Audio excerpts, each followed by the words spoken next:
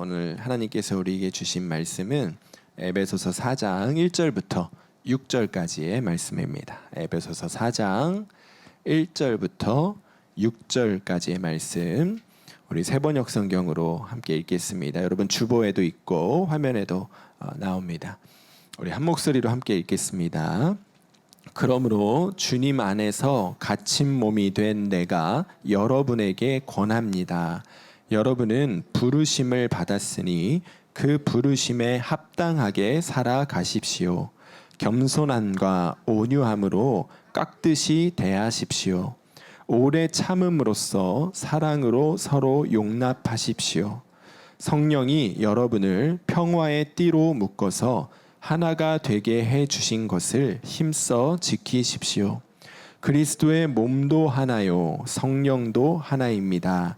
이와 같이 여러분도 부르심을 받았을 때에 그 부르심의 목표인 소망도 하나였습니다. 주님도 한 분이시요, 믿음도 하나요, 세례도 하나요, 하나님도 한 분이십니다. 하나님은 모든 것의 아버지시요, 모든 것 위에 계시고 모든 것을 통하여 계시고 모든 것 안에 계시는 분이십니다.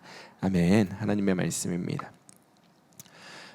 여러분들 신앙생활 하시면서 삼위일체라는 말을 아마 많이 들어보셨을 겁니다. 삼위일체 무슨 뜻이죠? 성부 하나님과 성자 예수님과 성령님, 이 세 분이 각각 다른 위격이면서도 동시에 한 분이시다라는 이 기독교 교회의 교리입니다. 오랫동안 교회에 다니고 또 예수님을 믿어왔고 성경 공부를 해도 가장 이해하기가 어려운 것이 바로 이 삼위일체에 대한 내용입니다. 어떻게 셋이 하나일 수 있지? 어떻게 하나인데 셋일 수 있지? 이게 우리의 머리로는 이해가 안 되는 거예요.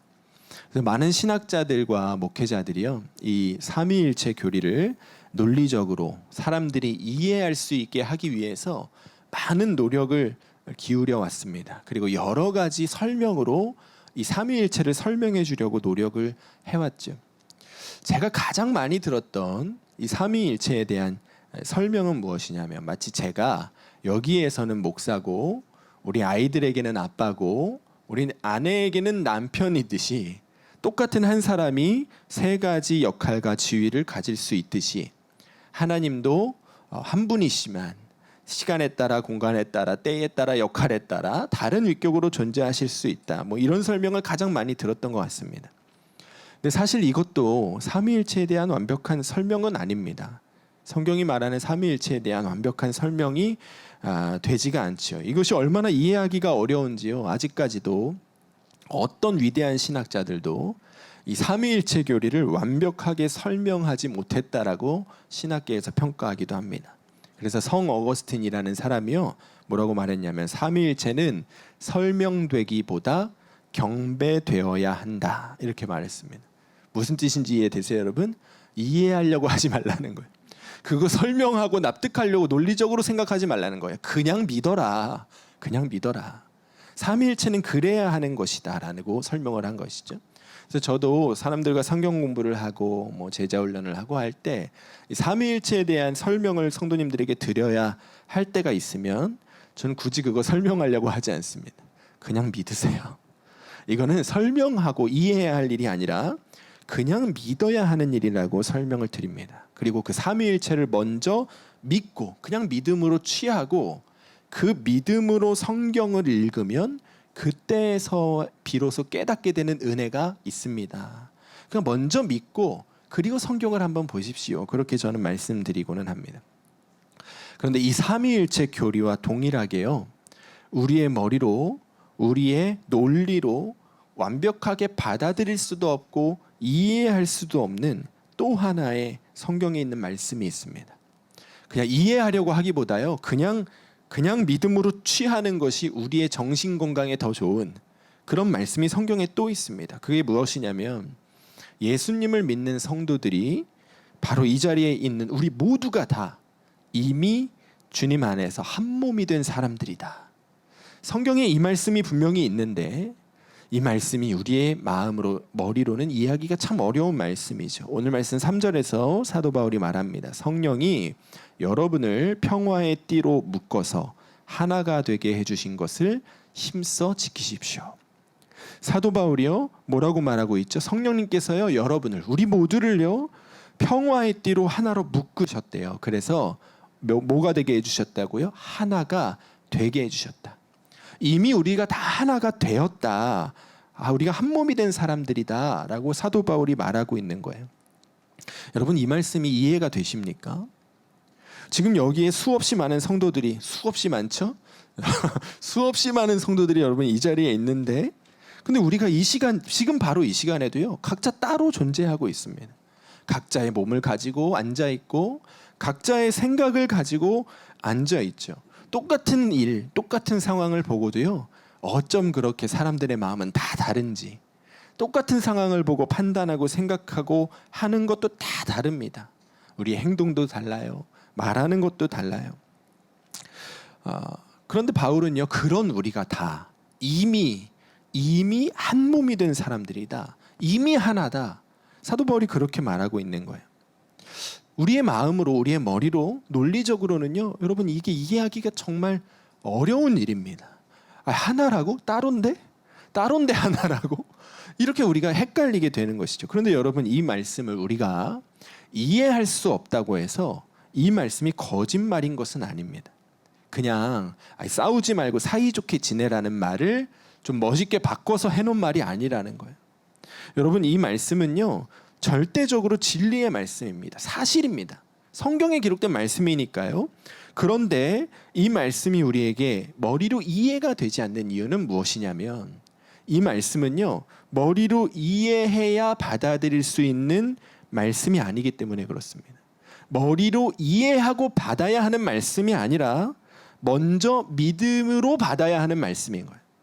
믿음으로 먼저 이것을 받으면 그러면 이것이 사실인 것이 나에게 누려지는 말씀, 그것이 바로 오늘 말씀인 것이죠. 삼위일체 말씀과 똑같이 먼저 믿으면 그러면 그것이 진짜구나가 누려지는 말씀 중에 하나가 바로 오늘 말씀인 것입니다.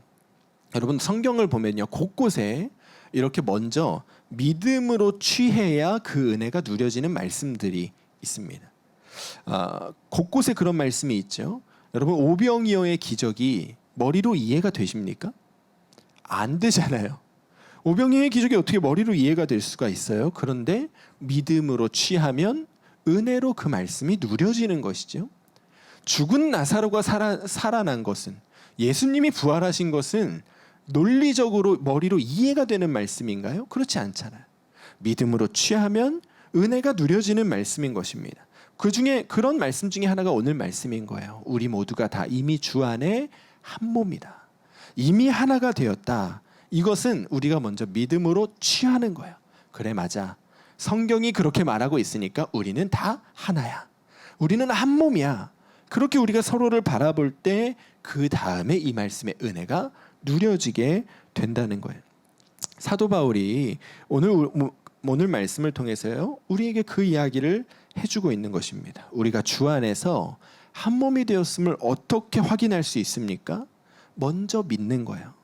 먼저 우리가 주 안에서 한 몸이 되었음을 믿고 그 믿음으로 서로를 바라보고 그 믿음으로 서로를 대하면 그러면 와 우리 정말 주 안에서 한 몸이구나.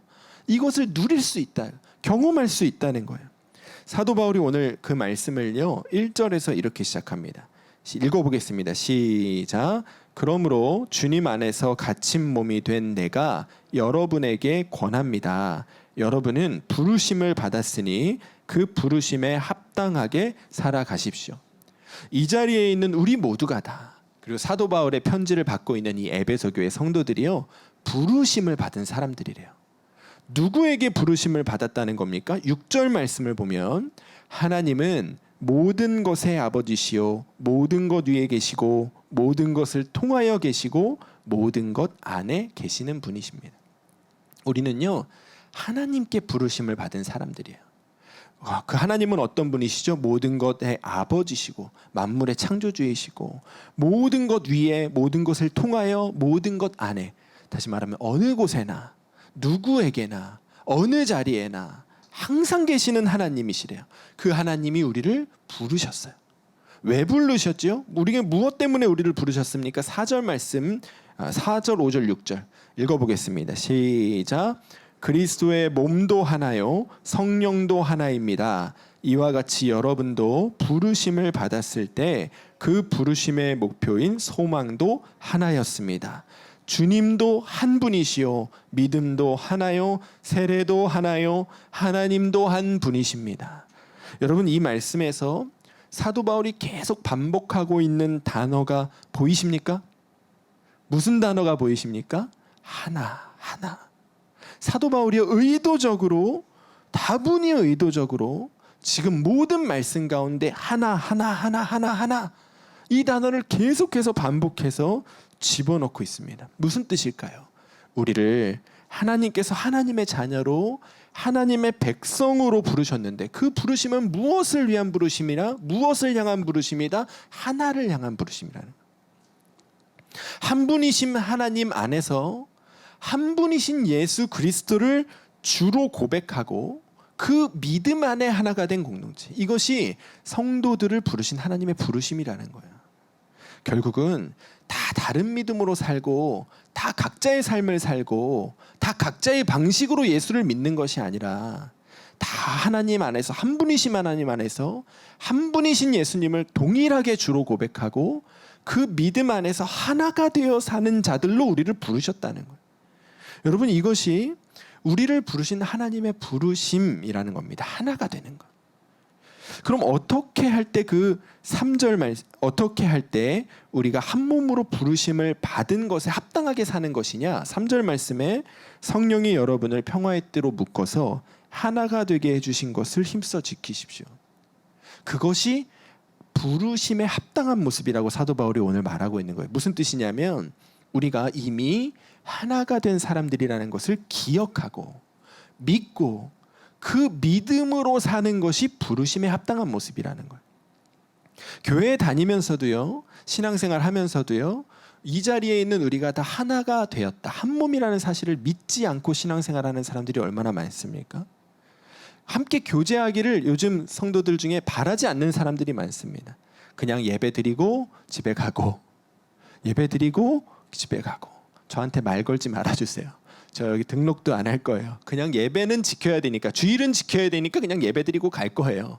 그렇게 신앙생활하는 성도들이 많습니다. 그러나 여러분, 하나님의 부르심은요, 분명히 한 몸으로의 부르심임을 여러분 기억하셔야 됩니다. 예수님을 믿고 하나님의 백성이 되었다고 하면서 혼자 신앙생활을 하는 일은 있을 수가 없는 겁니다. 항상 하나님의 부르심은 한 몸을 향한 부르심이라는 사실을 우리가 기억하고, 지금 나와 함께 신앙생활하고 있는 이 분들, 여러분 옆에 한번 보세요. 아유, 한 몸이다, 나와 한 몸이다. 보세요, 여러분. 한 몸이에요. 더 넘어가서요, 우리 옆에 있는 교회, 우리와 한 몸이에요. 선교지에서 선교 사역하고 계시는 선교사님들이요, 우리와 한 몸이에요. 다 하나님 안에서 하나의 부르심을 받은 거예요. 한 몸으로의 부르심.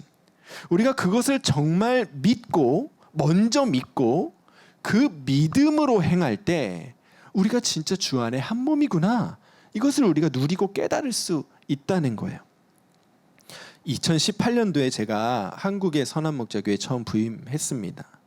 그때 그 시작부터 제 마음을 굉장히 어렵게 만들었던, 짜증나게 만들었던 한 단어가 있어요. 그 단어가 뭐냐면 한몸 공동체라는 단어였어요. 아니, 모여서 기도만 해도, 목사님들 모여서 기도 모임을 하면요, 한 200번 나와요. 한몸 공동체라는 말이. 우리 다 한 몸이다. 우리 한몸 공동체를 우리 하나 되게 해주시고, 늘 이것이 굉장히 중요한 기도 제목이었어요. 그리고 무슨 말만 하면 우리 다 한 몸이잖아, 우리 다 한 몸 공동체잖아, 늘 이렇게 얘기하는 거예요. 그런데 저는 그 이야기가 너무 듣기가 싫은 거예요. 왜냐하면 한 몸처럼 느껴지지가 않았거든요. 저희 가정이 처음 그 교회에 부임했을 때 저희 가정을 진짜 한 몸으로 받아주는 것 같지 않았어요. 이방인처럼 느껴졌어요. 그런데 말로는 맨날 한 몸이다, 한 몸이다, 한 몸이다. 그러니까 여러분, 그게 얼마나 제 마음에 짜증이 나던지요. 누가 그 이야기만 꺼내면, 그 단어만 꺼내면요, 그러면 겉으로는 가만히 있죠. 속으로는 흥칫뿡하고 있는 거예요. 흥칫 참 웃기고 있네. 가식적인 사람으로 느껴졌어요. 가식쟁이들, 외식쟁이들처럼 느껴졌어요. 그런데 어느 날이요, 제가 새벽에 말씀 묵상하다가 제가 선원목자교회에 있을 때 이 에베소서 말씀으로 새벽 예배를 인도했던 적이 있거든요. 근데 이 말씀을 전하기 위해서 이 말씀을 묵상하다가 오늘 말씀 3절 말씀이 저한테 붙잡혀진 거예요. 성령이 여러분을 평화의 띠로 묶어서 하나가 되게 해주신 것을 힘써 지키십시오. 주님이 이 말씀을 통해서 저에게 무슨 말씀을 주시냐면 네가 먼저 믿어야 된다는 거예요. 이 말씀이 진짜인 것을 정말 너가 먼저 믿어야 된다는 거예요. 그러면 진짜 하나라는 것이 누려지게 될 거야. 진짜 한 몸이라는 것이 너도 누려지게 될 거야. 그런 마음을 너무 강하게 주셨습니다. 그래서 한번 해보기로 했습니다. 함께 사역하는 목사님들, 우리 사모님들을 진짜 나와 한 몸이 된 자들로 믿자. 그리고 그 눈으로 그들을 바라보자. 그리고 그렇게 할 수 있기를 위해서 힘을 달라고 기도하기를 시작했습니다. 그때 함께 동역하던 목사님 중에요, 결혼한 지 굉장히 좀 시간이 많이 지났는데 아기가 생기지 않던 가정이 있었습니다. 근데 그 목사님이 저한테 또 다른 동역자들에게 아기가 생기기를 위해서 기도 부탁을 자주 하셨어요. 근데 그 기도 부탁을 받고도요, 사실 저 그렇게 기도하지 못했습니다.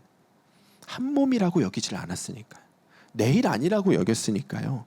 그런데 그날 그 마음을 받고 나서 가장 먼저 생각났던 기도 제목이 그 목사님네 가정이 생각이 나는 거예요. 그래서 그날부터 제가 나와 한 몸 된 자들님을 믿고 믿음으로 바라보고 기도하기를 결단하고 기도하기 시작했습니다. 기도할 때마다 주님 이 가정에 생명을 주세요. 주님이 이 가정에 주님이 살아계심을 보여주세요. 기도하기를 시작했습니다. 그런데 기도하면 기도할수록이요, 그 마음이 더 간절해지더라고요. 그 일이 꼭 내일이라도 되는 것처럼 더 간절해지는 거예요. 주님 정말 주셔야 돼요. 주님 정말 꼭 주셔야 돼요. 간절하게 기도하기 시작했습니다. 그렇게 기도하기를요 몇 달이 지났습니다. 몇 달이요. 근데 그 가정이 임신했다는 소식이 들렸어요. 몇 주가 지나고요, 쌍둥이라는 소식이 들렸어요. 그 몇 달이 지나고요, 그 쌍둥이들이 태어났다는 소식이 들리고 카톡방에, 목사님들 카톡방에 사진이 올라왔는데 그 아이들 사진을 보고 왜 그렇게 제가 눈물이 나는지. 여러분, 남이 애 낳았다는 소식 듣고 울어보신 적 있으십니까? 근데 그렇게 되더라고요. 이미 한 몸이 되었음이 믿어지는 거예요. 그 일이 마치 나의 일인 것처럼 누려지는 거예요. 여러분, 한 몸이라는 것을 정말 믿고요, 그 눈으로 서로를 바라보고 기도하기 시작하면요, 진짜 한 몸이라는 게 누려집니다. 그때부터는요, 그 쌍둥이가요 남의 애가 아닌 거예요. 교회에만 데리고 나오면 얼마나 예쁜지, 내 자식처럼 예쁜 거예요. 그것이 먼저 한 몸됨을 믿고 바라볼 때 누려지는 은혜인 것이죠. 한 번은 저희 후배 목사님 가정이 아이를 출산을 했는데 애 심장에 구멍이 있다는, 크게 많이 있는 일이기도 하죠. 아이들 심장에 구멍이 있는 일이 많이 있기도 하고, 또 때로는요 그 구멍이 대부분은 자연적으로 막히기도 합니다. 그런데 이 아이는 구멍이 크다는 거예요. 태어나는 지 얼마 되지 않았는데 절개해서 심장 수술을 해야 한다는 기도 제목이 들려왔어요. 그리고 그 사모님이 아이 엄마가 얼마나 마음이 아파요. 그 마음에 아파하신다는 소식을 듣고 또 기도하기를 시작했습니다. 마치 내 아이가 그런 상황에 있는 것처럼. 그렇게 그 가정을 한 몸이라고 믿음으로 고백하면서 함께 기도하기를 시작했지요. 살려주십시오. 구멍을 막아주십시오. 그리고 그 아이가 수술을 받고요, 잘 회복하고 나중에 살이 토실토실하게 쪄갖고 교회에 나왔어요. 근데 그 아이를 바라보는데 그때 또 얼마나 마음에 감동이 되던지요. 여러분, 저는 분명히 한 몸이 아니라고 생각했거든요. 한 몸이라고 얘기하는 사람들은 가식쟁이라고 생각했어요. 저들이 나를 한 몸으로 여기지 않는다고 생각했습니다. 그런데 그들이 문제가 아니라 내가 문제였더라고요. 내가 먼저 한 몸임을 고백하고 바라보면요, 믿음으로 취하고 바라보면 한 몸이 되게 하시는 거더라고요. 제가 여기 올 때 선한목자교회 송별회 해주실 때 그 자리에서 제가 고백했습니다. 나 사실 그때 한 몸이라는 소리 너무너무 듣기 싫었다고. 그 소리 들으면 진짜 짜증나고 화났다고. 그런데 이제는 정말 한 몸임을 고백할 수 있다고. 그렇게 고백하고 이곳으로 오게 되었어요. 여러분, 그런 거예요. 우리가 이미 주 안에서 한 몸이 된 사람들이라는 이 성경의 말씀이 진짜인지 아닌지를 확인해 보는 방법은 간단합니다. 먼저 한 몸임을 믿는 거예요. 그리고 그 믿음으로 서로를 바라보는 겁니다. 저 장로님, 저 권사님, 저 집사님, 저 성도님, 나와 한 몸인 장로님, 나와 한 몸인 권사님, 집사님, 성도님, 그래, 저가 나와 한 몸이지, 내가 저를 위해 기도해야지, 나를 위해 기도하는 것처럼, 내 자식을 위해 기도하는 것처럼 저 사람의 자식을 위해 기도해야지. 여러분, 우리가 그렇게 한 몸인 마음으로 서로를 바라보고 기도하고 교제하며 살다 보면요, 어느 순간 진짜 한 몸이라는 사실이 믿어지는 거예요. 그게 누려지는 거예요. 그것이 정말 이 말씀이 우리에게 주시는 놀라운 은혜인 것이죠. 오늘 말씀에 1절 2절 말씀에요, 사도 바울이 말합니다. 여러분은 부르심을 받았으니 그 부르심에 합당하게 살아가십시오. 겸손함과 온유함으로 깍듯이 대하십시오. 오래 참음으로써 사랑으로 서로 용납하십시오. 여러분, 이것이 부르심에 합당한 삶의 모습이라는 거예요. 그런데 우리가 이 말씀을 오해하면 안 됩니다. 너 하나님의 자녀가 되었잖아. 너 하나님의 백성이 되었잖아. 너 교회 공동체가 되었잖아. 그러니까 너 서로에게 절대 함부로 대하면 안 돼. 겸손해야 되고 온유해야 되고 오래 참고 사랑으로 서로 용납해야 돼. 사도 바울은 지금 그 얘기하는 게 아니에요. 우리 한번 해볼까요, 여러분? 여러분, 서로 겸손하고 온유하게 대하십시오. 오래 참고 사랑으로서 서로 용납하며 사십시오. 제가 여기서 백날 얘기해도요, 됩니까? 안 되는 거예요, 여러분. 여러분, 사람의 노력으로는 그게 안 되는 거예요. 하라고 해서 되는 일이 아니라니까요. 그런데 이 일이 언제 가능합니까? 한 몸임이 믿어지면 돼요. 내 옆에 있는 사람이요, 나와 한 몸임이 정말 믿어지면, 그가 나와 하나로 연결된 자임이 정말 믿어지면 누가 그에게 함부로 대하겠어요? 나와 한 몸인데요. 한 몸임이 믿어지니까 겸손하게 대하게 되죠. 온유함으로 대하게 되는 거예요. 조금 부족해 보여도요, 참아주게 되는 거예요. 한 몸이니까요. 그리고 사랑으로 받아들여 주게 되는 것이죠. 그러므로 여러분, 우리가 정말 주 안에서요, 한 몸임을 누리기 원하면 이 교회라는 곳이 진짜 세상과 다른 곳이구나. 90세가 넘은 장로님과 여기 6, 7살 먹은 아이들이 한 몸이 되어 살아갈 수 있는 곳이 교회구나. 이것을 경험하기를 원한다면 먼저 우리가 한 몸임을 믿어야 하는 거예요. 옆에 계시는 분들을 바라보고 고백해 보세요. 당신이 나와 한 몸입니다. 말씀드렸죠, 여러분. 저도 시키는 거 싫어해요. 근데 필요할 때가 있더라고요. 당신이 나와 한 몸입니다. 여러분, 고백해 보세요. 그렇게 고백할 때요, 여러분, 먼저 고백할 때 그것이 정말 누려지는 거예요. 부부만 한 몸이 아니라니까요. 공동체도 한 몸이에요. 초대교회에 오네시모라는 사람이 있었습니다. 여러분 들어보셨을 거예요. 그가 골로새에 살던 부유한 그리스도인 빌레몬이라는 사람이 있었거든요. 그 빌레몬의 집에 종이었습니다. 근데 아마도 그가 그 주인의 재산을 훔쳐서 도망쳤던 것 같아요. 그 도망쳤는데 도망친 곳에서 누구를 만났냐면 사도 바울을 만난 거예요. 사도 바울에게 복음을 듣습니다. 예수님에 대해서 듣습니다. 그리고 예수님을 믿게 돼요. 그리고 나서 아마도 그가 자신이 지금 주인의 물건을 훔쳐서 도망쳐 나온 상황이라는 것을 사도 바울에게 고백했던 것 같아요. 고백을 했는데 바울이 가만히 듣다 보니까요, 이 사람이 말하는 빌레몬이 내가 아는 빌레몬인 거예요. 내가 아는 사람인 거예요. 내가 예전에 저 골로새에 있을 때 나를 지원해주고 도와줬던 빌레몬이 이 사람의 주인이라는 사실을 알게 된 거예요. 그래서 그에게 편지를 씁니다.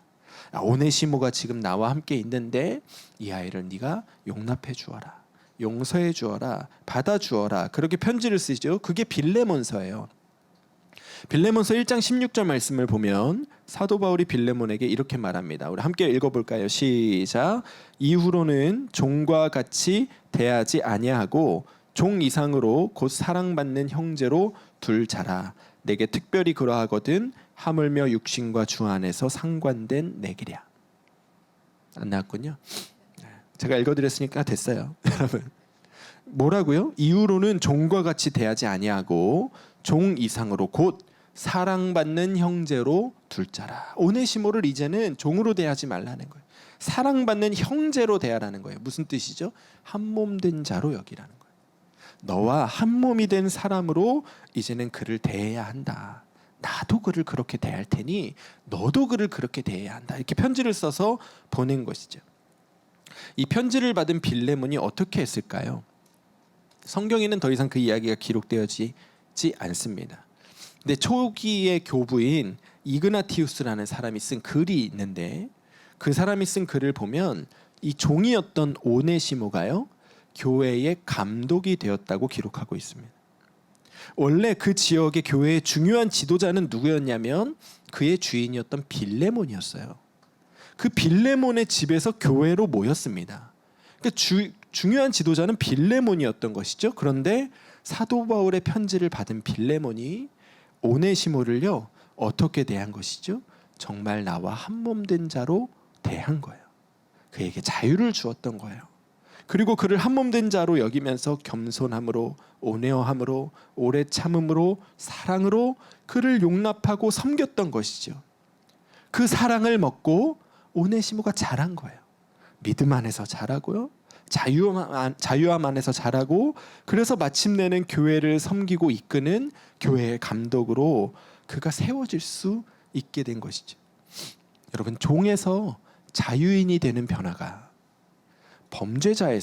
범죄자이고 도망자였던 자에서 교회를 이끄는 지도자가 되는 변화가요. 한몸됨을 믿고 그 한몸됨을 믿음으로 서로를 지지해주는 사랑의 공동체 안에서 일어나게 되었다는 겁니다. 여러분 오늘 이 변화가 우리 공동체 안에서도 일어나게 되기를 축복합니다. 오늘 말씀이요 우리에게 분명하게 말하고 있습니다. 우리 모두가 다 이미 주 안에서 한몸된 자들이다. 그리고 그 한몸됨을 믿음으로 붙잡고 취하며 나아가면 그 믿음으로 서로를 바라보며 나아가면 서로를 위해 기도하고 서로를 사랑으로 섬기고 그렇게 우리가 한몸됨을 지켜나가면 그러면 여러분 우리에게도요 오네시모에게 골로새 교회에 또 에베소 교회에 나타났던 은혜의 변화가 우리에게도 누려지게 될 것을 믿습니다. 우리가 다 그렇게 먼저 한몸됨을 믿음으로 고백하고 그 후에 오는 그 은혜 우리 모두가 다 맛보아 누리게 되기를 주의 이름으로 간절히 축원합니다. 우리 이 시간 함께 기도하기 원합니다. 이 시간 함께 기도하실 때 주님 우리 모두가 다 주 안에서 이미 한 몸이 되었음을 정말 믿는 그 믿음의 공동체가 되게 하여 주시옵소서. 우리가 먼저 한 몸 되었음을 믿고 그 믿음으로 서로를 대함으로 주 안에서 하나 되고 주 안에서 변화되고 또 주 안에서 영적인 성장을 이루어가는 우리 모두가 되게 하여 주시옵소서. 우리 주의 이름 부르고 함께 기도하시겠습니다. 주여 아버지 하나님 이미 우리가 한 몸임을 고백하라고 말씀하시는 주님의 음성을 듣습니다. 오늘 이 자리에 있는 우리 모두가 다 이미 주 안에서 한 몸이 되었음을 믿습니다. 이 자리에 있는 한 분 한 분이 다 저와 한 몸 된 자임을 믿음으로 고백합니다. 저들의 기도 제목이 나의 기도 제목이요 저들의 아픔이 나의 아픔이요 저들의 기쁨이 나의 기쁨이 되는 은혜의 역사가 오늘 우리에게 일어나게 하여 주시옵소서. 함께 예배하는 이 공동체를 바라볼 때 한 사람 한 사람이 다 나와 한 몸 된 자로 보여지는 은혜가 있게 하여 주시고 그 보여짐으로 인하여 기도하지 않을 수 없는 마음의 변화가 우리 가운데서 일어나게 하여 주시옵소서. 우리 가운데 사랑의 연합이 일어나게 하여 주시고 평안의 매는 끈으로 하나 되게 하신 것을 힘써 지켜나가는 은혜의 말과 행동들이, 사랑의 섬김들이, 겸손함과 온유함과 인내와 오래 참음과 아버지 사랑의 모든 용납함이 우리 가운데 일어나게 하여 주시옵소서. 우리 필라델피아 선한 목자 교회가 정말 주 안에서 사랑의 공동체, 한몸된 공동체로 누려지기를 원합니다. 이 공동체가 수가 많아지는 것이 중요한 것이 아니라 진짜 사랑의 공동체로 연합되어지는 역사가 있게 하여 주시옵소서. 이 자리에 함께하는 한 사람 한 사람 바라볼 때마다 저가 나와 한몸됨이 너무나 깊게 믿어져서 그를 위하여 간절히 기도하고 그를 안아주고 사랑으로 섬기고 함께 울며 기도하는 공동체로 우리 공동체가 세워지게 하여 주시옵소서. 오늘 이 자리에 있는 우리 성도들 다 주 안에서 한몸된 자들임을 믿습니다. 우리가 한 믿음 안에서 한 분이신 하나님 아버지를 모시고 우리 주 예수 그리스도 안에서 그 믿음의 길을 함께 걸어나가는 한몸 공동체가 되게 하여 주시고, 그 믿음으로 흔들리지 않는 믿음의 길을 함께 걸어나가는, 손붙잡고 하나 되어지는 은혜를 경험하는 우리 믿음의 공동체가 되게 하여 주시옵소서. 아버지 하나님, 오늘도 우리에게 주의 말씀을 들려주시고 말씀을 붙잡게 하시니 감사합니다. 오늘 이 자리에 있는 우리 모두가 다 이미 주 안에서 한 몸 되었음을 우리가 먼저 믿기를 원합니다. 생김새도 다르고 삶의 자리도 다르고 성격도 다르고 좋아하는 것 하는 일 다 하나도 똑같은 것이 없지만, 그러나 이미 우리는 주 안에서 한 몸입니다. 그 믿음으로 서로를 바라보게 하여 주시고 그 믿음으로 서로 연합하게 하여 주시옵소서. 서로를 바라볼 때 그의 아픔이 나의 아픔으로 느껴지고 그의 기쁨이 나의 기쁨으로 느껴지는 은혜의 역사가 우리 교회의 공동체 안에서 충만하게 일어나게 하여 주셔서 한 주간 집에서 살아갈 때도 우리 공동체 한 사람 한 사람이 생각나고 그들을 위하여 기도하게 되고 그 기도를 통하여 더 그를 사랑하게 되는 은혜의 변화들이 우리 안에서 날마다 뜨겁게 일어나게 하여 주시옵소서. 주님이 바라보실 때 내가 말했던 그 한몸된 공동체가 어디 있느냐, 세상을 바라보실 때 바로 이곳 필라델피아 선한목자교회가 주의 눈에 보여지는 교회가 되게 하여 주셔서 우리 모두가 주님 앞에 서게 될 때 잘하였도다 착하고 충성된 종아 내가 너를 기뻐하노라 말씀하시는 은혜를 누리는 우리 성도님들 되게 하여 주시옵소서. 주님, 우리 애리조나 호피족 선교를 감당하고 계시는 우리 최기현 선교사님의 가정을 주님 손에 올려드립니다. 주님이 보게 하신 것, 느끼게 하신 것을 마음에 품고 기도합니다. 호피족들의 마음을 바꿔주셔서 교회를 사랑하게 하시고 아끼게 하시고 그 교회를 섬기는 선교사님 가정을 귀하게 여기는 마음이 되게 하여 주시옵소서.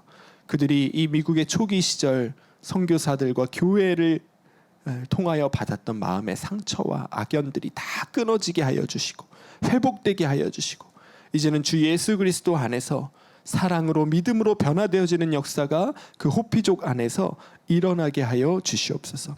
모든 필요를 공급하시는 주의 은혜가 그 선교지에 공급되어지기를 원합니다. 트랙터 구입도 잘 마무리될 수 있도록 힘을 더하여 주시고 또 겨울을 준비하며 이미 시작한 장작을 준비하는 사역도 주님의 뜻 안에서 돕는 자들을 붙여주셔서 풍족하게 그들의 쓸 것이 공급되어지는 은혜가 있게 하여 주시옵소서. 열방 가운데 여전히 계속되고 있는 전쟁이 속히 그치게 하여 주시고 또 자연재해로 인하여 고통받는 자들 그들의 삶의 터전이 속히 회복되게 하여 주시고 저 가자지구 안에 또 아프리카 땅 안에 굶주리고 먹을 것과 마실 것이 없어 죽어가고 있는 백성들에게 주의 선하신 손길의 공급함이 일어나게 길이 열려지게 하여 주셔서 생명이 살아나고 또 복음이 전해지는 은혜의 통로가 열려지는 이번 한 주간이 되게 하여 주시옵소서. 그렇게 일하실 주님을 신뢰하며 우리 주 예수 그리스도 이름으로 간절히 기도드리옵나이다. 아멘.